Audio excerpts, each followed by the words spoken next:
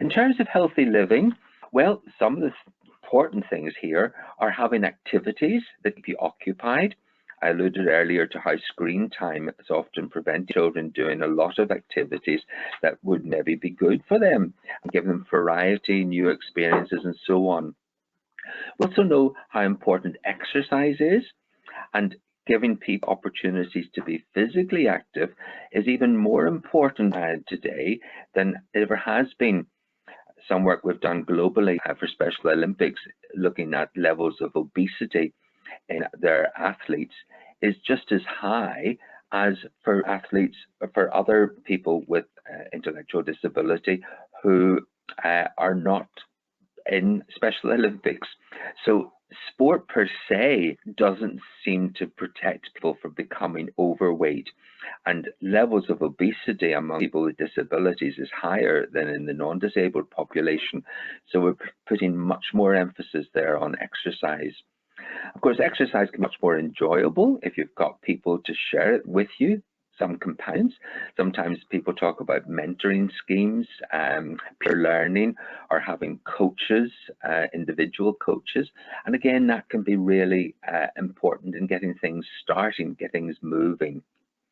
Diet and nutrition is another very important part of being healthy that affects certainly your physical development, but can also be a contributor in terms of mental development as well. So actually looking at the people's diet and cutting out snacking between meals, and maybe less of high sugar content drinks, and an over consumption of caffeinated drinks, all of which has been thought to contribute to better mental and physical health. A biggie here might also be sleep. Not just the lack of sleep, but the amount of disrupted sleep that children can have.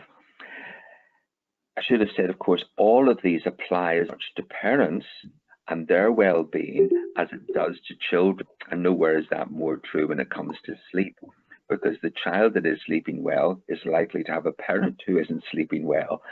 And one of the things we also know now is the impact that poorer mental health of mothers can have on a child's mental health. So mothers in particular need to be healthy and well.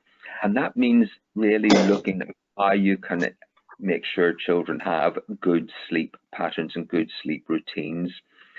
It looks to many parents that this is something they're going to have to live with. That is not true.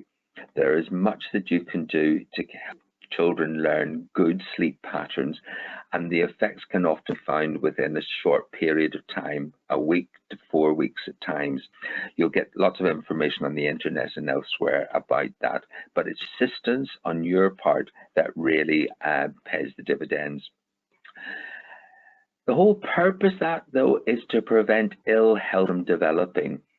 If the person already has depression, has got excessive levels of anxiety, to the extent that you're considering a referral to a specialist mental health provision, then we've somewhere failed them in preventing this ill health from occurring, because we know it's so much easier to prevent ill health than it is to cure ill health.